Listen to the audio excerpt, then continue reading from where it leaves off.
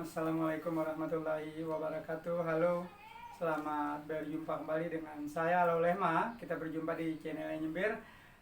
Seperti biasa, kita akan membahas mata pelajaran sosiologi, khususnya mata pelajaran sosiologi di kelas 10. Sebelum kita masuk pada tema bahasan kita, saya berharap semoga kali ini kita semua, baik saya maupun anak-anak sekalian, tetap dalam kondisi sehat, tetap dalam kondisi bersemangat untuk belajar. Baiklah, tema bahasan kita kali ini kita masih di seputaran kelompok sosial. Jika pada pertemuan sebelumnya, video sebelumnya kita membahas mengenai pengertian kelompok sosial, karakteristik kelompok sosial, maka kali ini kita akan membahas tipe-tipe atau macam-macam kelompok sosial. Sedikitnya ada 5 tipe kelompok sosial yang akan kita kupas pada pertemuan kali ini. Yang pertama disebut sebagai in-group dan out-group. In-group atau kelompok dalam merupakan tempat orang-orang untuk mengidentifikasikan dirinya, mengaktualisasikan dirinya, dan mengidentifikasikan dirinya dengan kata-kata kami dan kita. Kemudian mengidentifikasikan orang-orang di luar kelompoknya dengan kata-kata mereka. Jadi in-group adalah kelompok dalam. Kemudian yang berikutnya adalah out-group, adalah kelompok luar.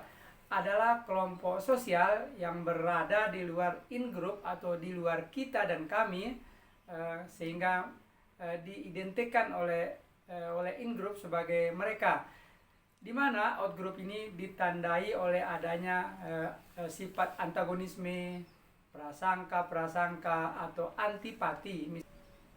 Kemudian tipe kelompok sosial yang nomor 2 adalah kelompok primer dan kelompok sekunder.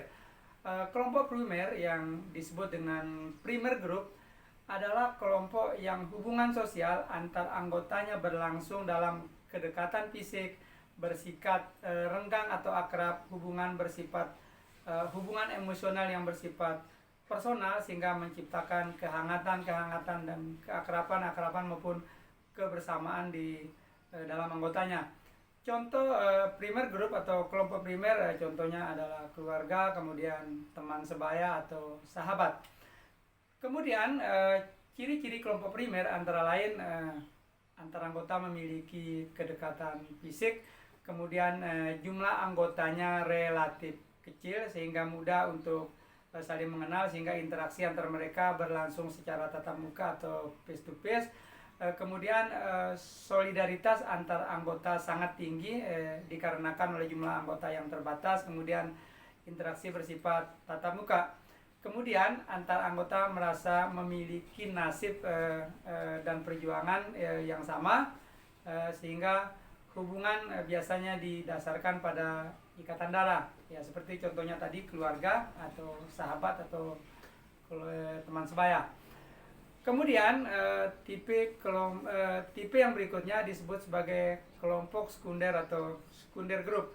Adalah kelompok sosial yang kebalikan daripada kelompok primer, jadi sifatnya besar, yang terdiri dari anggotanya banyak orang. Hubungan antar anggota tidak harus saling mengenal, tidak harus akrab, tetapi memiliki hubungan karena adanya faktor-faktor kepentingan. Jadi sekali lagi, kelompok sekunder merupakan kebalikan daripada kelompok primer, di mana anggotanya banyak, kemudian hubungan antara anggota tidak bersifat akrab tetapi semata-mata bersifat kepentingan. Contohnya sekolah, universitas, organisasi politik, organisasi buruh, dan lain sebagainya. Kemudian tipe kelompok sosial berikutnya disebut sebagai paguyuban atau Gemeinschaft dan patembayan atau Gesellschaft. Paguyuban adalah kelompok sosial yang antar anggotanya berhubungan secara erat, sangat personal, sangat intim.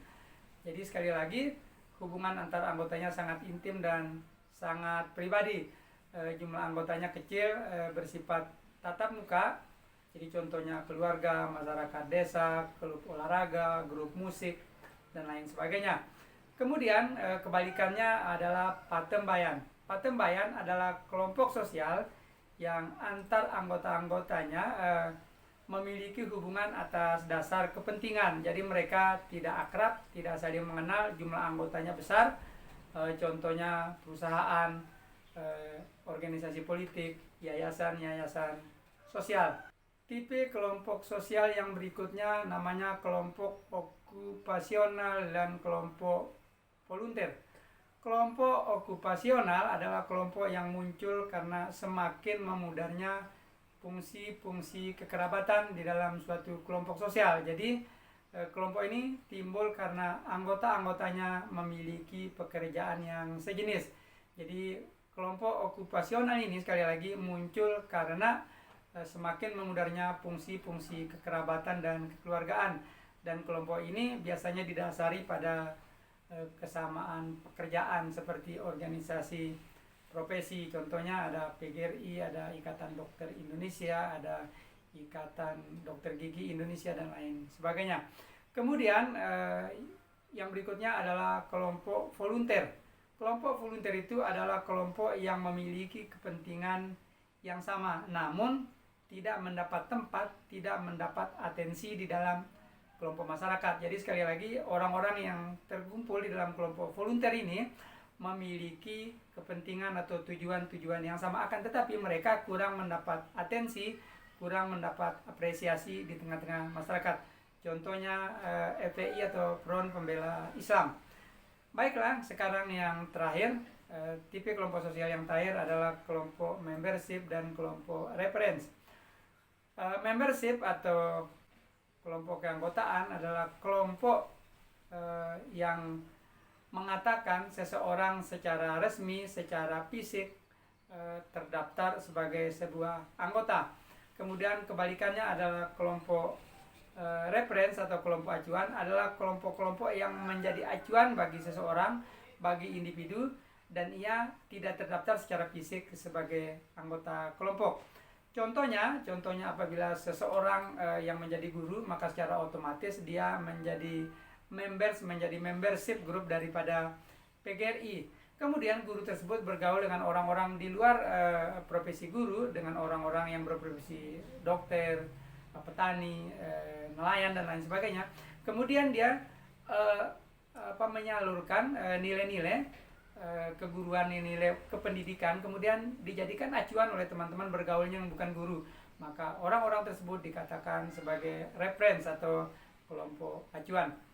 Baiklah anak-anak sekalian, jadi itulah kupasan kita tentang tipe-tipe atau bentuk-bentuk kelompok sosial yang sudah kita bahas tadi. Sedikitnya ada 5, yaitu ada in group dan out group, ada primer group dan sekunder group, kemudian ada members dan reference group, kemudian ada kelompok okupasional dan kelompok volunteer. Baiklah anak-anak sekalian, semoga bahasan kita kali ini bermanfaat dan dipahami, dan kita sudahi pertemuan kita kali ini. Billahi taufiq wal hidayah. Wassalamualaikum warahmatullahi wabarakatuh.